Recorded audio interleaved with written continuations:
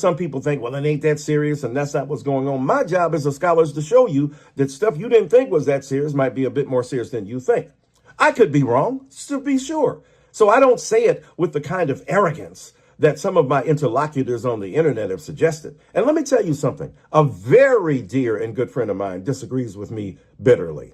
Well, I won't say bitterly, just aggressively and vigorously. His name is Sean Carter, better known as Jay-Z. Now, I don't usually talk about the conversations that Jay-Z and I have because that's between us. That's why we remain friends, because I ain't out here blabbing about what we talk about. But he hit me up and he vigorously disagreed with my particular position. He said it with dignity. He said it with respect. He articulated his ideal intelligently. I responded to him.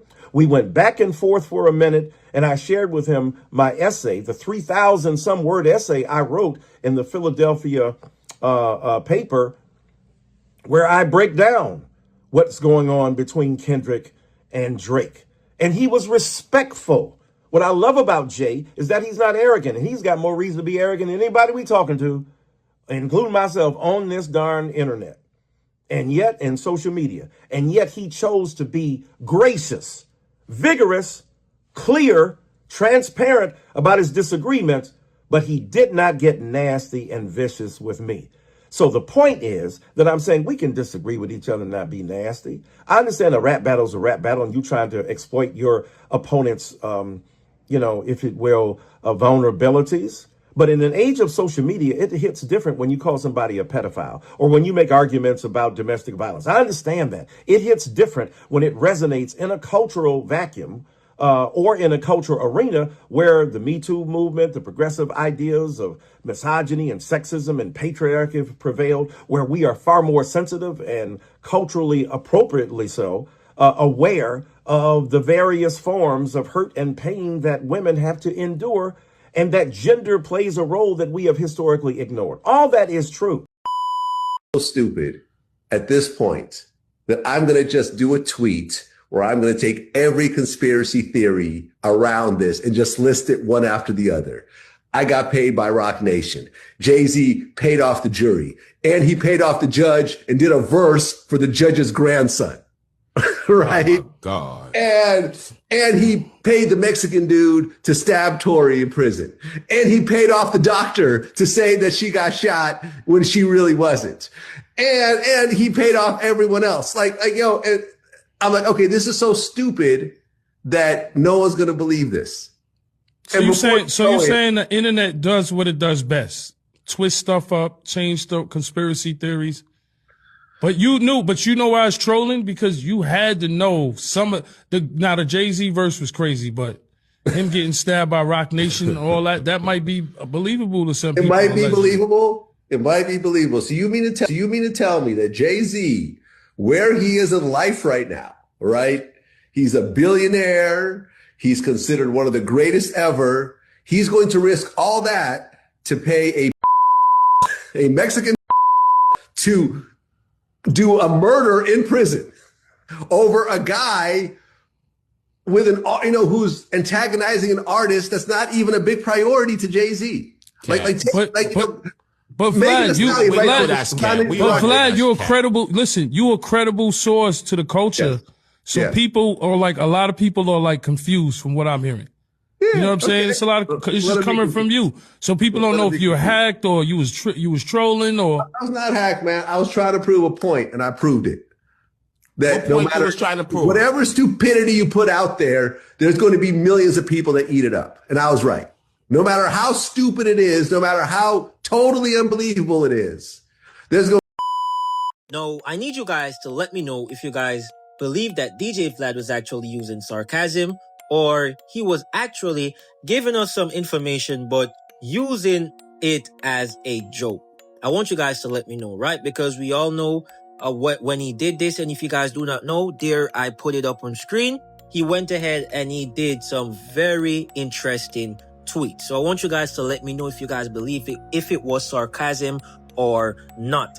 Now, when it comes on to Jay-Z being involved in the Kendrick and Drake beef, I've always heard it actually from couple months after the beef. I started to hear the conversation that Jay-Z actually had his hand in the beef. And I'm not sure why Jay-Z name always get caught up in these conversations. Like, why does the Jigga Man name always gets caught up in these sort of conversation? Why? I need you guys to let me know your thoughts and perspective. And to answer that, I think this video may help. So I want you guys to watch it fully and thoroughly. And remember to drop a like and subscribe, show some love. Drop a like and subscribe, show some love. Rock Nation, Cardi B, Jay-Z, it don't matter who it is, they have completely messed up. We're in the end days of the hip-hop media, if you can't tell. What they have done to Nicki Minaj has backfired beyond any of their expectations, because now what we see are people that aren't politically inclined, people that don't care about politics, that work on their jobs, worrying about their families, you know, the average Americans. They're starting to tap into what's going on. And a lot of black people specifically are pointing out the fact that it's weird that all medias are now claiming that Nicki Minaj is being pushed by bots only after she became a public conservative. Many people are starting to see it for what it is. That every time that you choose to be conservative, now they have the systems put against you. Now her supporters are bots. So years of her being the most dominant female rapper of all time, she was never accused of being a bot. Never accused of having bot supporters. Now she has dominated rap for decades with an S. Never been accused of having a bot campaign. But you mean to tell me after sitting by Erica Kurt, after standing by Donald Trump, they now try to destroy this woman, a black woman on Black History Month. Let me add it. We got to play by their standards and their narratives.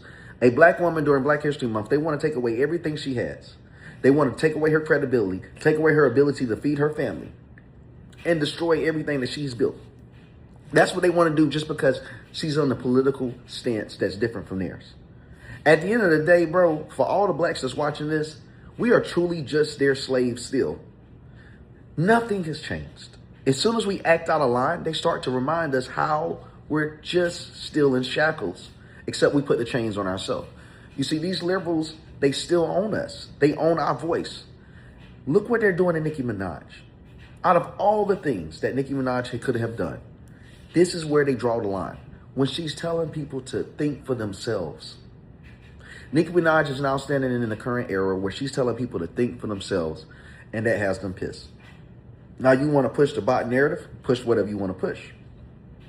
I warned the entire world about this shit. No, a lot of people are saying Rock Nation is falling.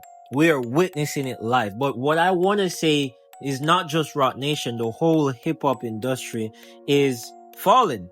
Like, I'm telling you, we are seeing it live in front of our eyes, because the truth is a lot of things were built on messy stuff, right? The foundation itself was messy. The foundation wasn't right.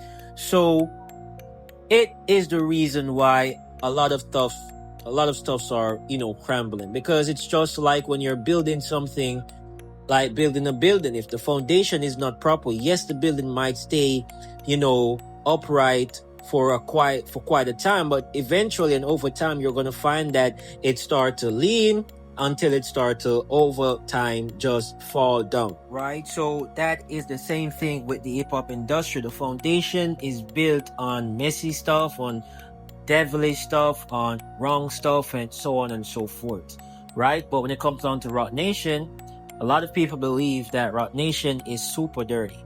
Now, I've seen some example where they prove themselves to be super dirty, not gonna lie, right? And a lot of people are saying that their attempt to basically overthrow Nicki Minaj is backfiring on them. And once again, a lot of people are also saying that is the reason why Nicki sided with Trump, because she knows she can get more protection. So that goes to show that there are some crazy wars happening that we don't even know about. And I'm not talking about the United States and Iran and all of those stuff. I'm talking about different sort of war that you might think that everyone is good, but you don't know that Rock Nation is fighting Nicki Minaj, for example. That's just an example. Or, Beyonce is fighting Jaguar, right? Or so on and so forth. Like examples, like internal war, like stuff that we don't hear about, right? But that is the stuff that a lot of people believe is actually happening with Nicki Minaj, Rock Nation, and specifically Jay-Z. So I want you guys to let me know your thoughts, let me know your perspective, let me know your thoughts, and let me know your perspective. Jay-Z is setting Diddy up. Why is everyone having such a hard time? He ain't doing shit different. He lined up D Haven, stole his life and identity. He lined up Big L, stole his life and identity. He lined up Dame Dash, stole his life, identity, and took his love. Lined up R. Kelly. He wants to be the one. No, it's definitely not a good look for the Jigga Man.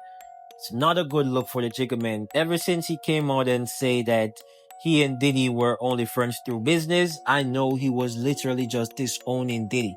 Now, I'm not sure if they had a conversation and they agreed that it is okay for him to do that, but we all know he's telling a lie.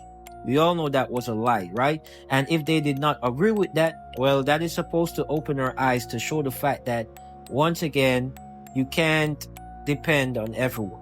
I'm not going to say only Jay-Z and Diddy, because if you put yourself in the shoes, you can't depend on everyone to, be there for you when you go in prison. It's just the truth, man. We have always heard about this stuff. Rappers, when they go in jail, they always talk about it. Not just rappers, but a lot of different people. So we have certain time when a person goes through certain phases, they really get to see who is truly with them and who is truly not with them. And that is what a lot of people believe happened between Jay-Z and Diddy. Diddy realized that Jay-Z is a snake and he wouldn't be there to defend him. While another perspective is Jay-Z was trying to avoid the heat, and he knew that Diddy probably could have managed himself, or he knew that he couldn't have helped Diddy, so he helped himself. So there are many different perspectives to look at that. I'm not gonna lie, there are many different perspectives. But once again, the moment he said that he was never truly friends with Diddy, they were only friends through business, I knew that was a lie. I knew that was a cover. So I want you guys to let me know your thoughts on perspective on this one. Let me know what you guys think. Let me know what you guys feel. Remember to drop a like and subscribe, as it helps out a lot. And it'll be greatly appreciated, my people. Thank you for your time. Thank you guys so much for watching. It is a boy, Premium Celeb. Remember to have an amazing day. Have an amazing time. If your day is not going amazing as yet, make it amazing right now. Thank you for your time once again. Enjoy your day. Enjoy yourself. Love. Be blessed.